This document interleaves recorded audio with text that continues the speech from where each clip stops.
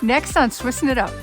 We've made it to 10,000 feet and it's snowing in May. Holy sh!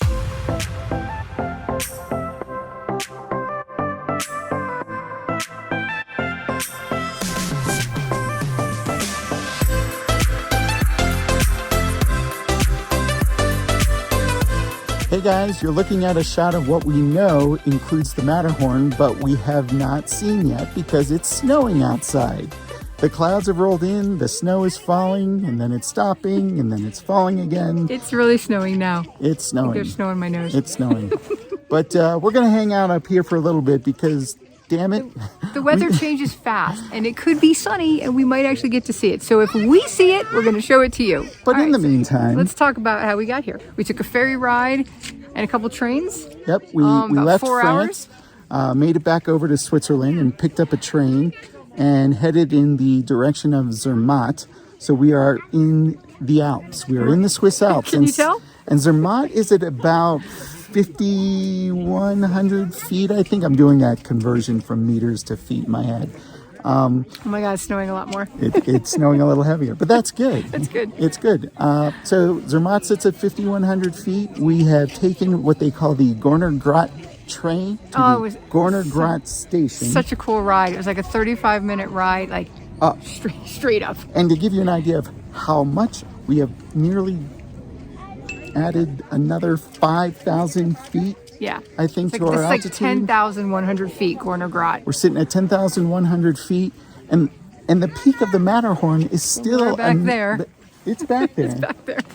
I know it's back there, but it's still another 4,500 feet higher than we are. Yeah. So this is said to be one of the best lookout spots to actually see the Matterhorn. Apparently in May, though, you never know. You have the option of snow. Yes, you never know. It may or may not be there. But Zermatt is a very cool, like just getting here and getting to Zermatt. Zermatt is such a cool town. Yeah, we took some time and walked around last night. We walked around last night when we got here. Our room was ready, so we could just drop our bags and kind of walk around the town, scope it out. It's very much a touristy town. I mean, there's shops in pretty much every direction. You can't walk 3 feet without walking into a store. Wanting past chocolate or people eating fondue at a restaurant. The interesting thing, though, is that you could see that people are just walking in the middle of the street, which seems a little kind of crazy, actually, if you ask me. But it turns out that Zermatt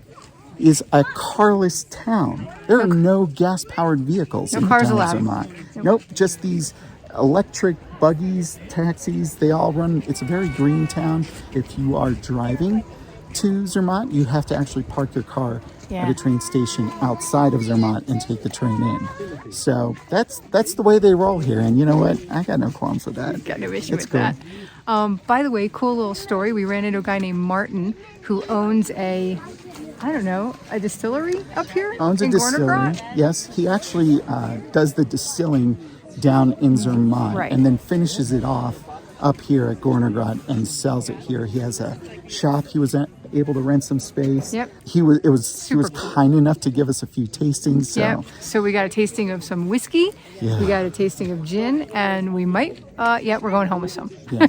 They're in my backpack right now. It's never too early, 11 a.m., never too early to have a few spirits while we're waiting for the Matterhorn to show up. It's like, is it the most it's been snowing since we got here? Yes. Yeah. What a change. Like, this has been a completely different part of the trip. And from here, we're going to be in Zermatt for today and tomorrow. And so, we're just hoping to get a glimpse of it. Like I said, if we get to see it, you'll get to see it. Well, we didn't get to see it. Nah, not so much. But don't worry, I still have this one picture that I took when we first got to the hotel. Right when we got off the train. The Matterhorn was out, and I took this one picture of it. So it's possible we're coming back from Zermatt with only this one picture of the Matterhorn. But a cool thing that happened as we were leaving Gornergrat, two people, random people, came up to us and said, are you guys like doing some kind of travel show? Because they wanted to follow us on YouTube. So shout out to Mike, his name was Mike, and Tiem, I think it was Tiem, who were hanging out up there looking for the Matterhorn. Well, I still have hope. I still have hope that we're going to be able to get it. Ever the optimist, half full. I'm the half empty. And speaking of empty, I have to show you this really cool feature. My water bottle's empty and I need water. And so here in Switzerland, you can literally walk up to a fountain of water. A literal water fountain. Where are we? It's over here. Yeah, look at Okay, that. look at this. Literally walking up, filling up my water bottle. This could be the coolest thing that I love. This is gonna be the thing I remember the most. Is filling up my water bottle with a literal fountain of water. So we are still swissing it up. We are having fun, and we got a lot more to come. So stay tuned.